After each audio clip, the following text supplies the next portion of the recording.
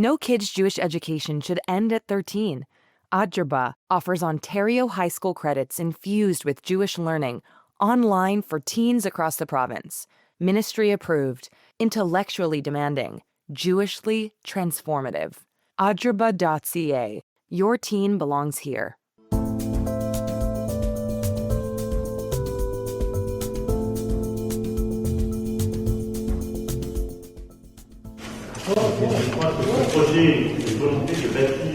That's the voice of France's President Emmanuel Macron while he was giving a press conference in Iraq back in 2021 during his last official visit. He was supposed to make a trip to Baghdad last fall, but that didn't happen. Montreal businessman Philippe Kazam had hoped the French PM would stop at the French embassy in Baghdad and acknowledge somehow that the villa it rents was actually stolen from his family and his grandfather Ezra Lawee, who built it in 1935. Although the Montrealer has never set foot in that home, his mother and grandparents and extended family lived there for 2 decades, from 1935 until the early 50s, when they were forced to flee, along with over 100,000 Iraqi Jews, because of growing anti-Israel sentiment and anti-Semitism in the Arab world. Even though Jews lived in Iraq for thousands of years, once they applied to leave, Iraq stripped them of their citizenship and seized their assets. Kazam's grandfather moved to Canada but missed his home so much he built a replica of the villa in the Montreal suburb of Westmount. In 1964, the Lawee family's local caretaker rented the empty Baghdad residence to the French ambassador for several thousand Iraqi dinars a year. There's even a signed contract. But after a couple of years, the rent payments stopped and France started paying rent only to the Iraqi government, a situation that continued through the reign of dictator Saddam Hussein to this day. Last summer, we reported on Philippe Kazam's quest for restitution, for unpaid rent, but also for moral wrongs. He argued that some European countries pay restitution for stolen Jewish property during the Holocaust. At first, he tried the nice way, sent letters and direct appeals to the French government. The foreign minister's office turned them down. So he turned to the French courts, hired some French legal experts. The hearing was in January in Paris, and last week it was a no.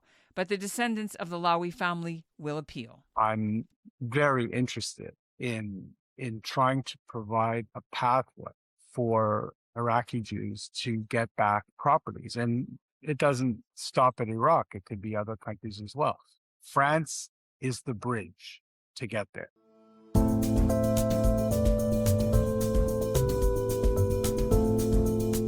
I'm Ellen Besner, and this is what Jewish Canada sounds like for Wednesday, February 11th, 2026. Welcome to North Star, the flagship podcast of the Canadian Jewish News, made possible thanks to the generous support of the Ira Gluskin and Maxine Gronowski-Gluskin Charitable Foundation. You can read the French court's decision through the link in our show notes. The court said even though it's not declaring the old rental contract null and void, it won't hear the other argument about unjust enrichment. The Iraqi government is now considered an emerging democratic state and a middle power with improved relations with the United States after the defeat of the ISIS caliphate in 2017. It's already returned some property to Christians and to other minority groups, but that hasn't been done for the ancient Jewish community of Iraq that lived there for 2,600 years, until they mostly moved away to Israel. Philippe Kazam hopes the French government will eventually get fed up with his lawsuit and either buy his late grandfather's mansion or move out. And the next challenge is to get Iraq to unfreeze the property. He joins me now to explain what's at stake despite this setback. Welcome, and thank you for coming back to the CJN's North Star to tell us what happened. Good to see you again. Thank you for inviting me. Tell us what happened and when did you find out? They had the tribunal in Paris. That was on January 19th. We had, there were 3 judges and a court expert who were all there in the courtroom. Unfortunately, France decided that the government decided that they weren't going to send anyone to the court. So no one showed up, which was, they did not. I just dropped my jaw for those who are listening and not watching. My mouth. Yeah, I think that Yeah, I think that they probably feel that they're above it all and they don't need to answer to someone like me.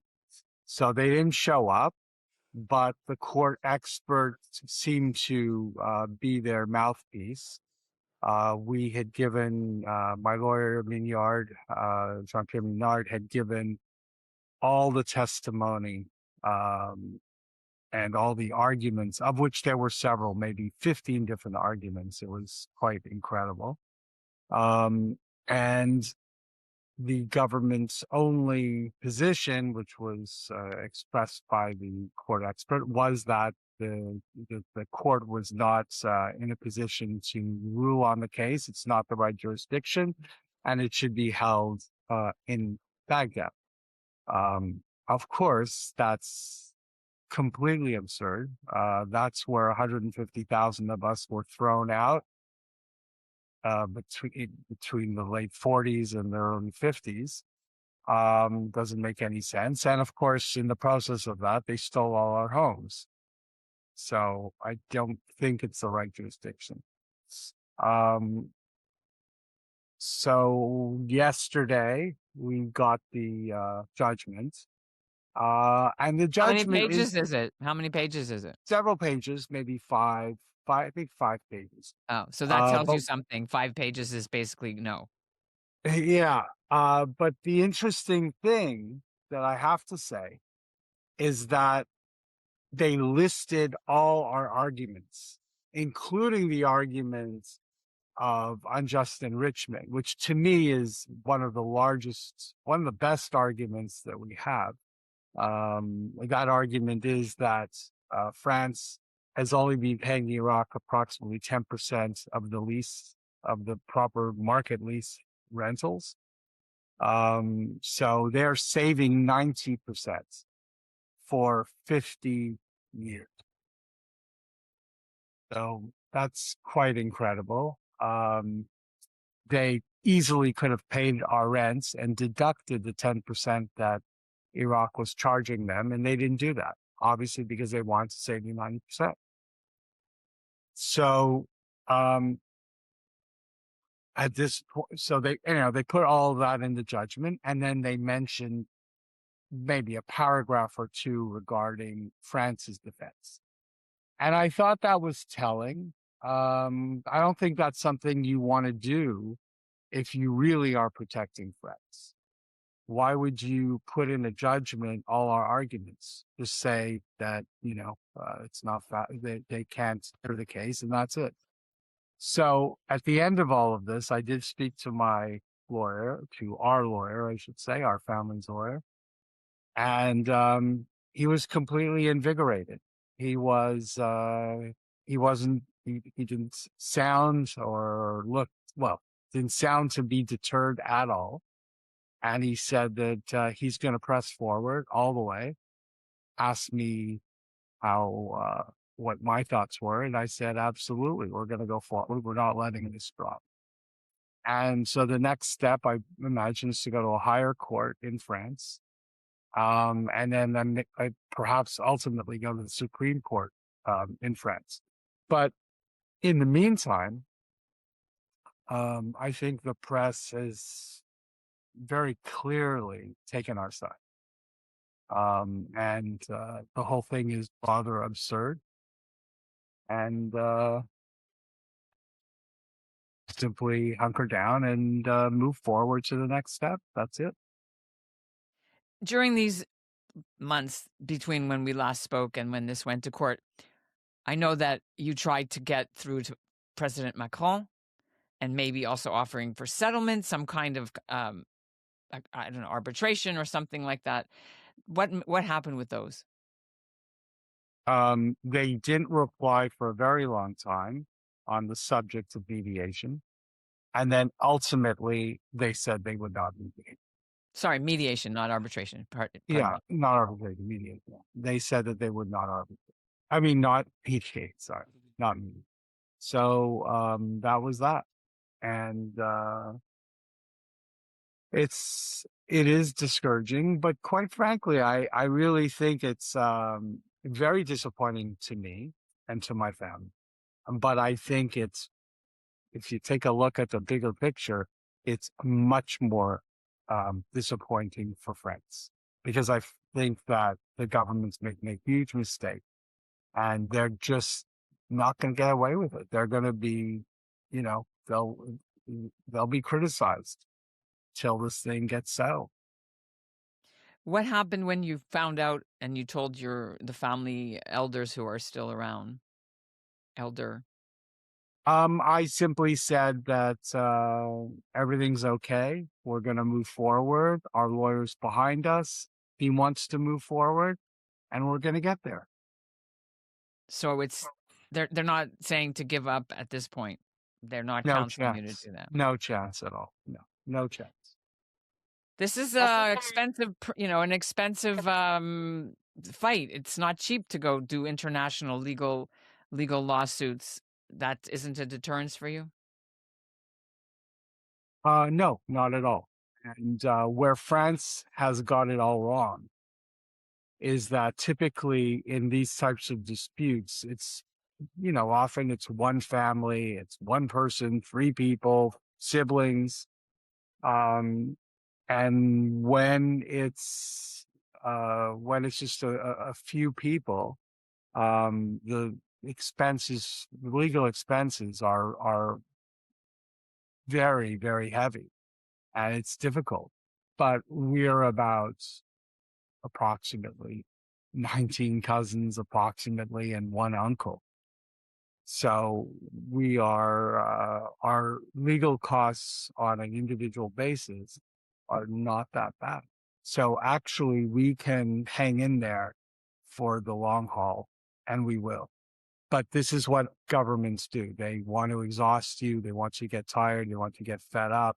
They know that we don't have the resources that they do. But I think if you live through something like this, it's not just about the money. I mean, really, I'm very interested in trying to provide a pathway for Iraqi Jews to get back properties. And it doesn't stop at Iraq. It could be other countries as well. France is the bridge to get there.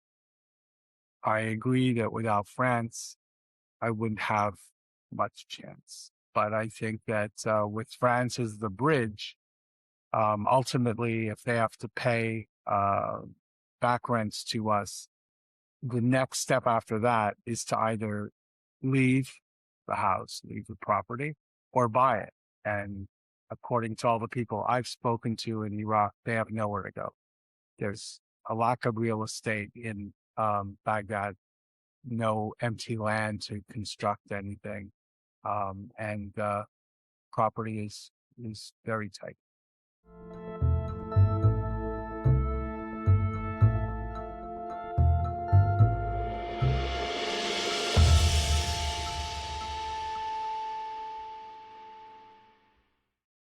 All right. And lastly, you've been speaking about this. You mentioned that the press is kind of on your side. You've done a lot of international speaking to get this story in the front pages.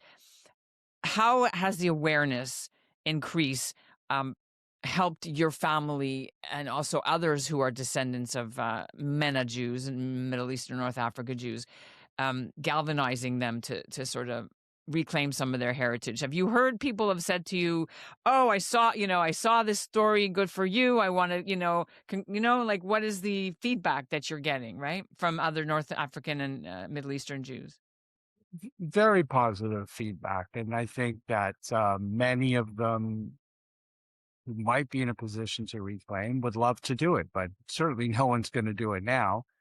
They're going to wait to see what happens, and it's going to take a bit of time. It's difficult. I know that in Iraq, certain sects, religions have gotten back their properties that were taken by the Saddam regime, but it's difficult. And for Jewish property, it's especially. Why? What's the difference? What other Well, sects got theirs back, and why is it different? Just quickly before you end. okay. Basically, it's Jews are actually cherished, and believe it or not, we're part of their culture. We've been there for 2,600 years. We live side by side to these people. So um, they want us to. They would be very happy for us to reclaim properties. They would not be against it at all, at all. The government, I'm not sure, but definitely not the people. So just what are the other religions that got their property back? Do you know? Can you say? I'm not sure. Okay. You said Maybe a sects. Christian or two. Yeah, I'm not sure. Yeah, exactly. More like sex or whatever. And it's been done, but it just hasn't been done on a Jewish property. And I should just say that in the Zoom that I just had with approximately 60 people in London, England, what was truly amazing is that one of the women there, and much elderly lady, told me that she lived next door to our house, and yet somebody else, another woman who's 91 years old, told me that she went to my aunt's wedding in our garden and has pictures of the garden. So Wow. that's just very, very nice. So you are making ripples in your way, which is part of the awareness. Thanks a lot, Philip, for being with us at the CJN. Thank you for your time. Thank you so much.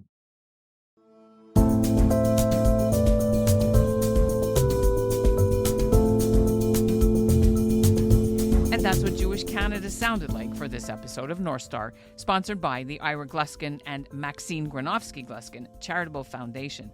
Kazam said they haven't resorted to suing Iraq directly just yet because it's been hard to get Iraqi lawyers to take his case on. Interestingly, you may have read recently that Syria's new government started returning their property to the mostly exiled Syrian Jewish community. Our show was produced by Zachary Judah Kaufman, Michael Freeman is the executive producer, and Alicia Richler is the editorial director. Brett Higgins composed our theme. Did your family lose property in Iraq? Read more about this story in our show notes, and you can also watch the podcast on our YouTube channel. We're at info@thecjn.ca. Thanks for listening.